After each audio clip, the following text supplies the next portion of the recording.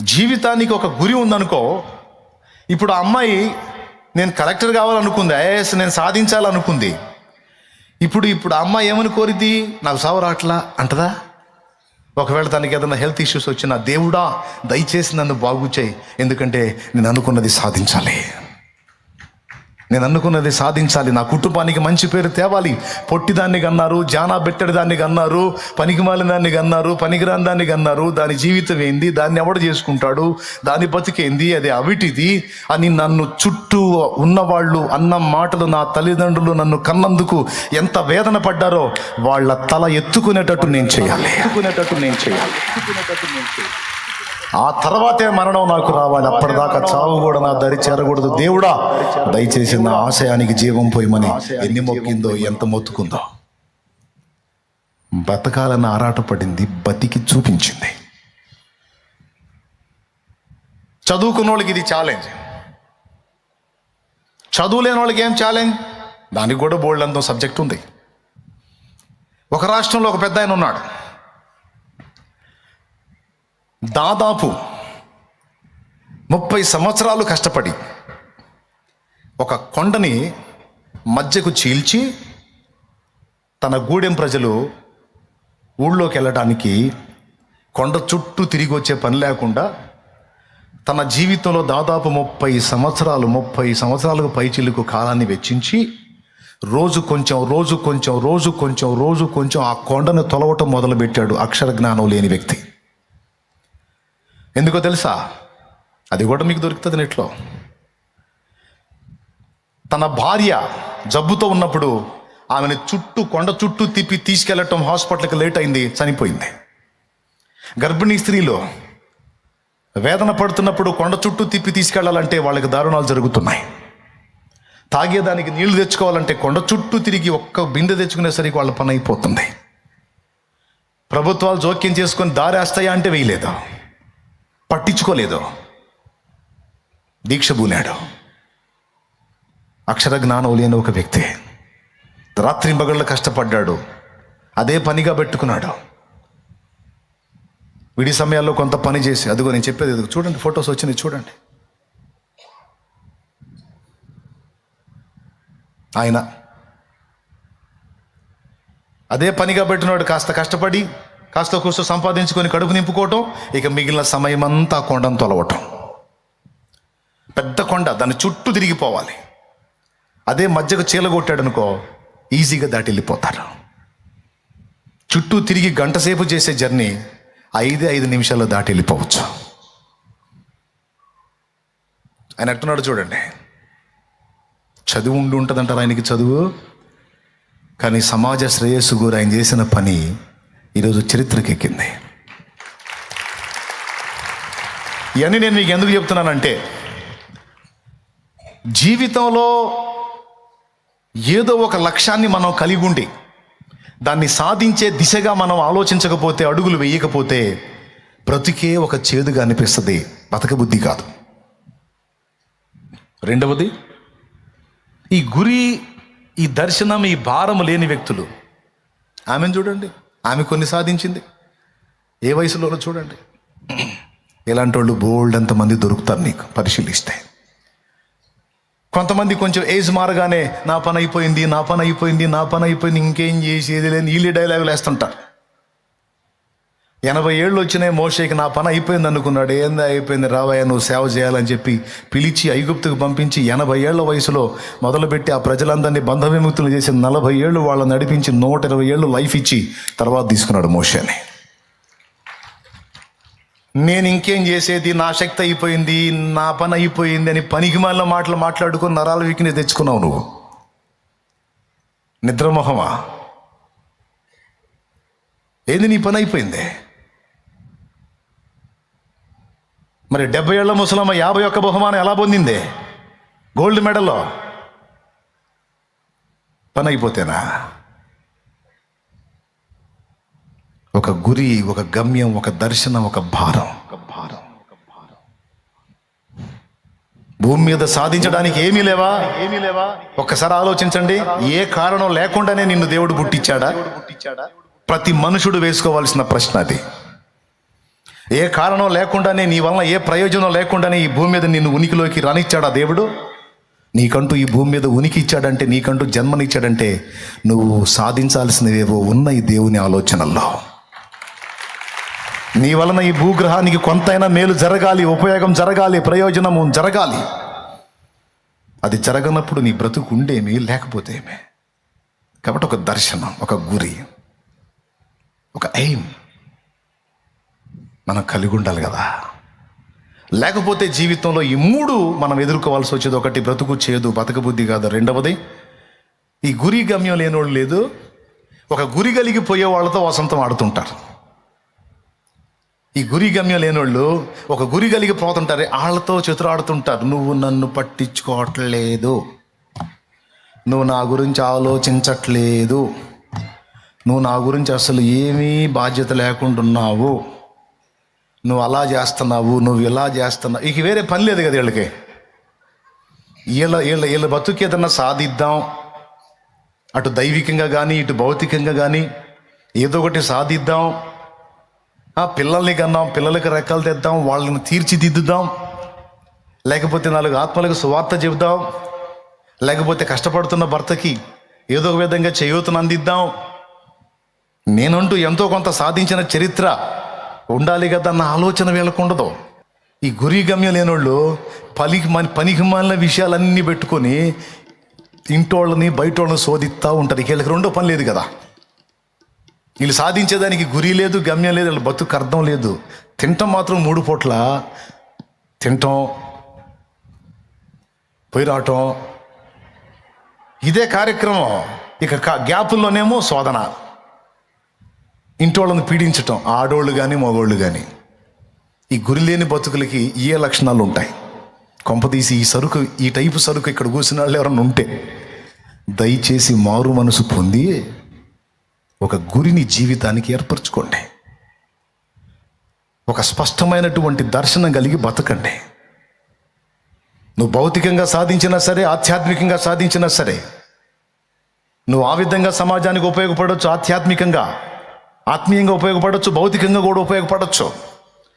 పౌలు సువార్త సేవ చేశాడు, భక్తులు సువార్త ప్రకటించి సేవ చేశారు, ఆత్మ సంబంధంగా బోధించి అనేకుల్ని రక్షణలో నడిపించారు. అది ఆధ్యాత్మిక సేవ. మదర్ తెరీసా సోషల్ సర్వీస్ చేసింది, రోగులకు ఆదరణ కలిగించింది, దిక్కులేని వారిని ఆదరించింది, కుష్ఠరోగులను వాళ్ళని దగ్గరకు తీసింది, కలరా రోగులకు ఉపచారం చేసింది.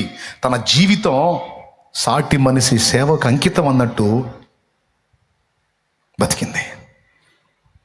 సమాజానికి ఉపయోగపడటానికి ఆధ్యాత్మికంగా ఉపయోగపడవచ్చు, భౌతికంగా ఉపయోగపడవచ్చు. ఆత్మీయంగా సేవ చేసి చరిత్రకెక్కారు, అదిగో భౌతికంగా కూడా కష్టపడి 10 మందికి సేవ చేసి అనేక మంది ప్రజల చేత అమ్మ అనిపించుకుంది ఆమె. కన్నబిడ్డ లేరు, ఎందుకంటే పెళ్లి లేదు. పెళ్లి చేసుకొని బిడ్డను కనలా. పెళ్లి చేసుకొని బిడ్డను కంటే ఆ పుట్టిన బిడ్డల అమ్మన అమ్మ అంటల్లా, ఇంకో మాట అంటున్నారు. ఏమంటున్నారో మీకు అర్థమైంది ఇట్ట అనగానే, స్తోత్రం. కానీ ఆమె నవమాసాలు మోసి బిడ్డల్ని కనకపోయినా కోట్ల మంది ఆమెను చూసినప్పుడు అమ్మ తెరీసా అన్నారు. మదర్ తెరీసా అంటే ఎందుకు సేవ చేసింది. ఆడపిల్లలకి మగపిల్లలకి అందరికీ చెప్తున్నాను, నువ్వు చేయటానికి దేవుడు లోకంలో 2 పనులు నీకు అప్పగించాడు. మనుషుల ఆత్మలకు రక్షణకరంగా నువ్వు వాడబడవచ్చు, లేదా మనుషులకు దేహానికి ప్రయోజనకరంగా సేవా దృక్పథంలో సోషల్ సర్వీస్లో వాడబడవచ్చు. ఏదో ఒక గురిని నువ్వు ఏర్పరచుకోకుండా, ఏదో ఒక లక్ష్యం కలిగి బతకకుండా ఏంటి నీ లైఫ్కి అర్థం? అలా కాకుండా గురి కలిగి బతికావు అనుకో, నేను చెప్పిన 3 దరిద్రాలు నీకుండవు. ఈ గురి గమ్యం లేని బతుకులు ఖాళీగా ఉంటారు కదా, అంత తిని ఆ పడక మీద పండుకొని విరహవేదన పడుతుంటారు. విరహవేదన, ఆ సెల్ ఫోన్లో దిక్కుమాలని ఆడాడి దరిద్రాలన్నీ చూసి ఏంది స్త్రీలు పురుషులండి ఈ గురి గమ్యం లేని బతుకులు కదా. ఏదో పెద్దోళ్ళు సంపాదించినవి ఉంటాయి, లేకపోతే ఏదో భర్త సంపాదించిందో లేకపోతే ఏదో ఉంటుంది, తినేదానికి ఉండేదానికి దిగులు ఉండదు. ఇక అప్పడంగా తిని ఏం అర్థం కాక ఇక నంబర్ 3 మూడవ లక్షణం ఏంటంటే పైత్యాలు ప్రకోపిస్తాయి అన్నమాట. పైత్యాలు ప్రకోపించి దరిద్రగొట్టు ఆలోచనలు, దరిద్రగొట్టు తలంపులు, దరిద్రగొట్టు వ్యవహారాలు, దరిద్రపు సంబంధాల్లోకి వెళ్ళిపోతారు. అని ఖాళీగా ఉంటున్నారు కదా. అట్లా కాకుండా గురి కలిగి, ఒక పని కలిగి, ఖాళీ లేకుండా కష్టపడేవాడికి ఇవన్నీ ఆడొస్తాయి. ఎవరన్నా పైత్యం వాళ్ళు వచ్చి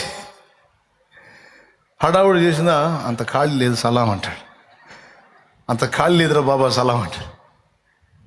నాకు కొన్ని గురులు ఉన్నాయిరా, నాకు కొన్ని లక్ష్యాలు ఉన్నాయి, నేను సాధించాల్సినవి కొన్ని ఉన్నాయి, నా మైండ్ అంతా అట్టుందిరా బాబు, ఇక నువ్వు ఎన్ని డ్యాన్స్లు వేసినా నా వల్ల కాదు పోరా అంటారు. నేను అర్థమైంది నేను చెప్పింది మీకు? ఎంతమందికి అర్థమవుతుంది నేను చెప్పేది? స్తోత్రం. అట్లా కాకుండా ఖాళీ ఉన్నారనుకో, ఏది ఒక దర్శనం, ఒక గురి, ఒక బాధ్యత, ఒక భారం లేకుండా ఇక ఖాళీగా ఉంటే ఏముంది, ఎవడు ఎడు చూస్తున్నాడు, ఈ సూపులే సరిపోతాయి, ఈ సూపులే సరిపోతాయండి. ఏం పేరు నీ పేరు? నా పేరా? నీ పేరేంది? స్తోత్రం. అర్థం చేసుకుంటారని చెబుతున్నాను నేను. అట్లా కాకుండా బాధ్యతలో ఉన్నవాడికి, బాధ్యతలో ఉన్నానికి ఏం పేరు నీ పేరు? నా పేరుతో నీకెందుకురా, పగిలిపోద్దు ఎవటపు. అంతేగాని మెలికలు తిరిగే దానికి ఎక్కడుంది? నేను చెప్తున్నాను ఈరోజు, ఈ రాత్రి నిజంగా నేను వందనాలు చేసి చెప్తున్నాను.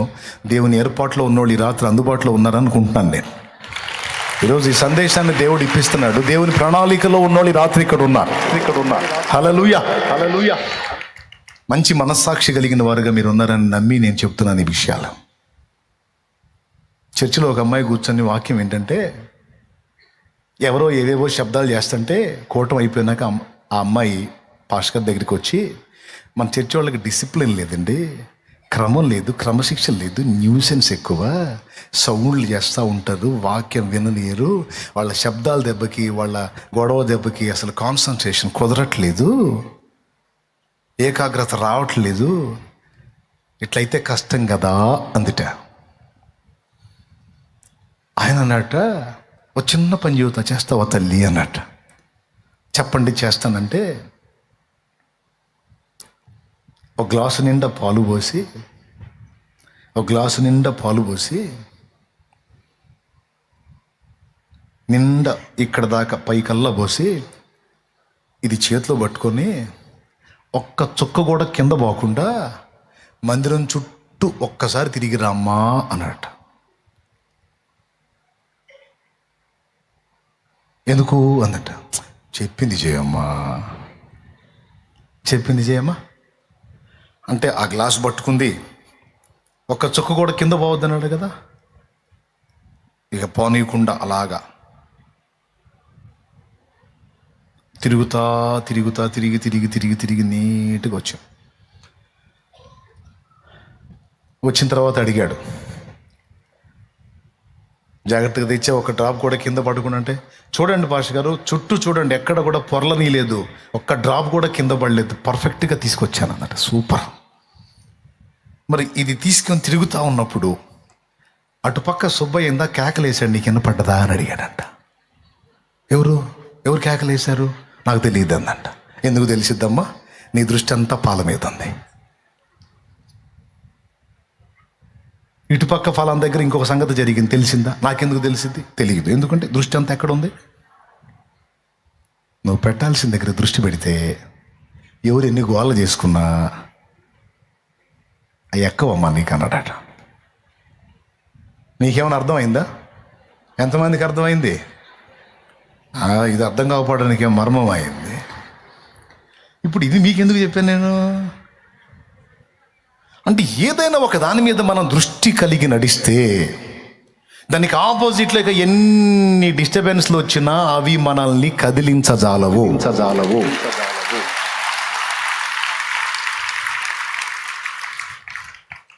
జానా పెట్టాడు ఐఏఎస్ చదువుతున్నావే, జానా పెట్టాడు ఎక్కలా, అవమానాలు ఎక్కలా, హేళనలు ఎక్కలా, ఎగతాళి లెక్కల. ఒక్కటే దృష్టి పెట్టింది దాని మీదనే సాగిపోయింది. చివరికి జానాబెత్తడు అన్న నోళ్ళని ఏమైపోయినాయి? ఈ జానాబెత్తడు కలెక్టర్ అయ్యి చుట్టూ పోలీసు బెటాలియం వస్తుంటే ఎగతాళి చేసిన నోళ్ళన్నీ ఏమైపోయినాయి?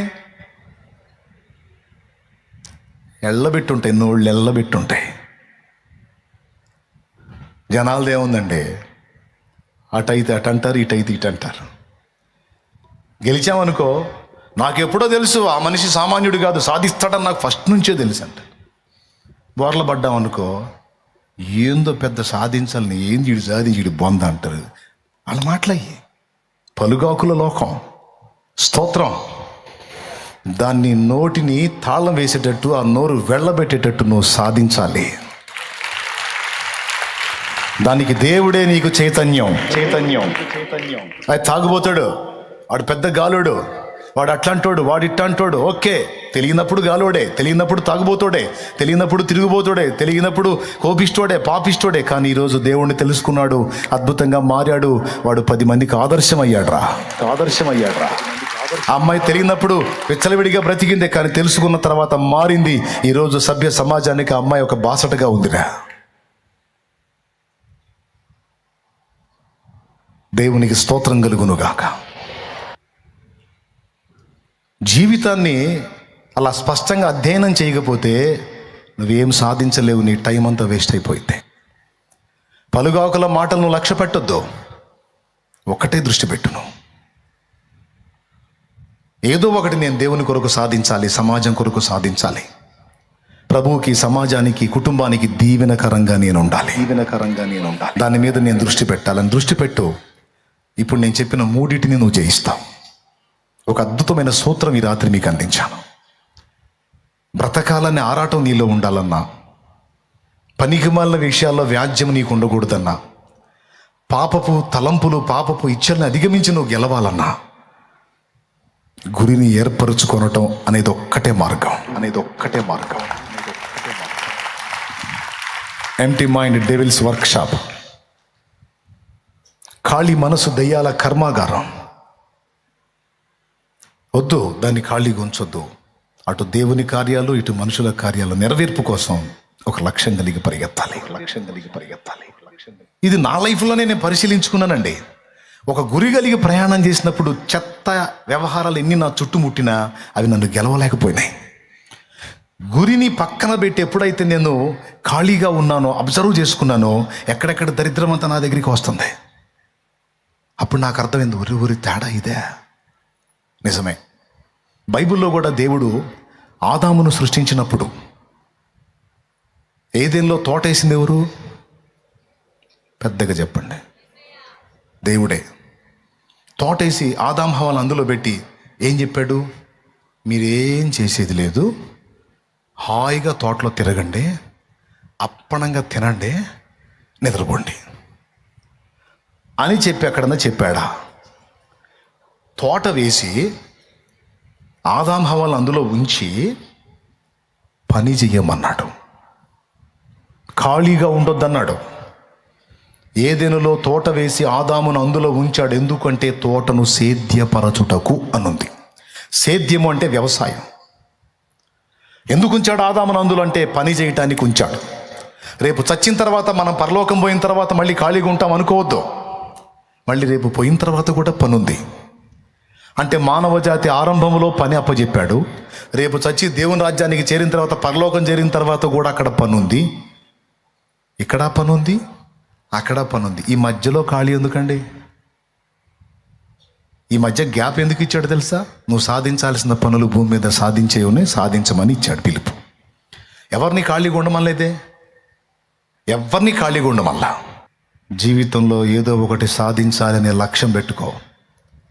అప్పుల్లో ఉన్నావా? ఛాలెంజ్ తీసుకో. అప్పులు తీర్చాలి, నా కుటుంబాన్ని ఒడ్డుకు లాగాలి, దానికోసం అహర్నిశలు నేను కష్టపడాలి, నా ఫ్యామిలీని బయటేయాలి, అందరిలాగా నా కుటుంబం కూడా తల ఎత్తుకొని బతకాలి. ఓ యవనస్తురాలా, నా తల్లిదండ్రి రెక్కలు ముక్కలు చేసుకొని సంపాదించి లక్షల డబ్బు నా ప్రారంభం నుంచి నా చదువుకి రూపాయి కూడబెట్టి నా టోటల్ చదువు కంప్లీట్ అయ్యేసరికి లక్షల్లోనే నా కోసం ఖర్చు పెట్టారు. బోల్డంత ఆశతో వాళ్ళు అనుకున్నది నేను సాధించాలి, వాళ్ళు అనుకున్న అంతస్తుకు నేను చేరాలి. ఒకసారి కాకపోతే 2 సార్లు, 2 సార్లు కాకపోతే 4 సార్లు, 5 సార్లు, 6 సార్లు, 10 సార్లు అయినా సరే పోరాడతాను, ప్రయత్నిస్తాను. నా తల్లిదండ్రులు తల ఎత్తుకునే విధంగా నేను నిలబడతాను అని జీవితాన్ని ఛాలెంజ్గా తీసుకో. నా కోసం ఇంత అహర్నిశలు కష్టపడ్డ నా తల్లిదండ్రులకు బాసటగా నిలుస్తాను, ఆదరణగా నిలుస్తాను, వాళ్ళని ఆదరిస్తాను, ఆదుకుంటాను. ఫ్యామిలీని దృష్టిలో పెట్టుకో, సాటి మనుషుని దృష్టిలో పెట్టుకో. నా కుటుంబంలో నేనే నిలబడాలి. బిఆర్ అంబేద్కర్, జాతి మొత్తం అవమానాల పాలవుతుంది. గేదికి క్షవరం చేసేవాడు నేను దళితుడని నాకు క్షవరం చేయనన్నాడు. అంటే పశువు కంటే హీనుడిగా నన్ను చూశాడు. వదిలిపెట్టకూడదు. దళితుడిగా పుట్టడమే పాపమా? అంటరాని వాడినా, నా జాతి అంటరానిదా, ఎలా అవుతుందో చూస్తా అని దీక్ష పూనాడు. రాత్రింబగళ్ళు కష్టపడి చదివాడు. ఈరోజు అంటరాని వాళ్ళు అని అవమానపరచబడిన తన జాతి ఈరోజు అగ్రస్థానాల్లో కూర్చొని జాబ్ చేయడానికి అతడు ఆధారమయ్యాడు. రాజ్యాంగ రచయితగా ఖ్యాతి గడించాడు. దాదాపు 140 కోట్లకు పైచిలుకున్న భారత జాతికి రాజ్యాంగ రచయిత తానే అయ్యాడు. కర్ణాటక పోతే అంబేద్కర్ విగ్రహాలు కనపడుతున్నాయి, తమిళనాడు పోతే అంబేద్కర్ విగ్రహాలు కనపడుతుంది, కేరళ పోతే అంబేద్కర్ విగ్రహం, ఎక్కడ దేశం మొత్తం, భారతదేశం ఎటు పోయినా ఎటు కనపడుతున్నాడు. ఎటు పోయినా ఒకడు దీక్ష పూనాడు, నడుం కట్టాడో, నా ఊపిరి పోయే నాటికి నా జాతిని ఉద్ధరించే నేను లోకాన్ని వదలాలని దీక్ష పూనాడు. సమస్యలు అతన్ని కృంగదీలా. ఇది 4వ విషయం. ఎప్పుడైతే ఒక గురి గమ్యం కలిగి నువ్వు ప్రయాణం చేస్తావో, ఈ 3 మాత్రమే కాదు, నిన్ను కృంగదీయటానికి వచ్చే రకరకాల సమస్యలు కూడా నిన్ను కదిలించజాలవు. ఎందుకంటే నువ్వు పెట్టుకున్న ఎయిమ్ అలాంటిది, లక్ష్యం అలాంటిది. ఆ లక్ష్యం పెట్టుకున్నాడు. కన్న బిడ్డలు పిట్టల్లా రాలిపోతున్నా సరే లెక్క చేయలా, కడుపు మలమల మాడుతున్నా లెక్క చేయలా. ఒక స్థాయికి వచ్చిన తర్వాత కూడా తోటి కొలీగ్స్, తోటి ఉద్యోగస్తులు అవమానపరుస్తున్నా లెక్క చేయలా. భార్య ఇబ్బంది పడుతున్నా ఆ శ్రమలు, ఆ సమస్యలు, ఆ బాధలు ఏవి కూడా అతన్ని కదిలించలా. ఒకటే లక్ష్యం. పిల్లవాడు జబ్బుతో ఉన్నాడు, నీకు డబ్బు కావాలంటున్నావు. ఈ డబ్బు పిల్లవాడికి ఉపయోగిస్తే పిల్లవాడు బ్రతుకుతాడు, ఇది నీకు పంపిస్తే వాడు చచ్చిపోయే అవకాశం ఉంది. అంటే నా ఒక్క బిడ్డ పోయినా పర్వాలా, నా జాతి బాగుపడాలి, నాకి పంపించు, నేను చదవాలి. నా కోసం కాదు, నా కుటుంబం కోసం, నా జాతి కోసం చదవాలి. అంటరానివాడా, తక్కువ జాతోడా, తక్కువ కులవస్తుడా అని ఒక పశువుకి ఇచ్చిన విలువ కూడా నాకు ఇవ్వకుండా, నా జాతికి ఇవ్వకుండా అవమానపరుస్తున్నారు. అది నేను తట్టుకోలేకపోతున్నా. ఈ దారుణం చూసి నేను నా ఇల్లు బ్రతికుండే కంటే చచ్చిపోయింది మేలు, లేదా సాధించాలి. కాబట్టి నేను, నా ఫ్యామిలీ కర్పూరంలా కరిగిపోయినా పర్వాలేదు, జాతిని ఉద్ధరించే కన్ను మూయాలి. కాబట్టి నాకే పంపు అంటే డబ్బు ఆయనకి పంపింది, పిల్లవాడు చనిపోయాడు. పాపం మళ్ళా సమాచారం అయింది గంగాధర్ చనిపోయాడని. పర్వాలేదు, చేదైన విషయాలు దిగమింగారు. బైబిల్కి వెలపట ఉన్న సంగతి గురించి, వ్యక్తి గురించి మీరు చెప్తారంటే, అవునండి, రాజ్యాంగ రచయిత, నా దేశాన్ని గౌరవిస్తున్నాను, దేశ నాయకగణాన్ని గౌరవిస్తున్నాను, రాజ్యాంగ రచయితను కూడా గౌరవిస్తాను. ఈరోజు స్వేచ్ఛగా సువార్త ప్రకటించగలుగుతున్నాను అంటే ఆ హక్కు ఆయన రాసిందే. ఆర్టికల్ 25లో అంతరాత్మ ప్రబోధానుసారం ఒకడు తాను నమ్మిన మతాన్ని విశ్వసించవచ్చు, సేవించవచ్చు, ప్రచారం కూడా చేసుకోవచ్చు అని రాసింది ఆయన. అందుకే బిఆర్ అంబేద్కర్ నాకు గౌరవనీయుడు, గౌరవపాత్రుడు, నాకు ఆదర్శం.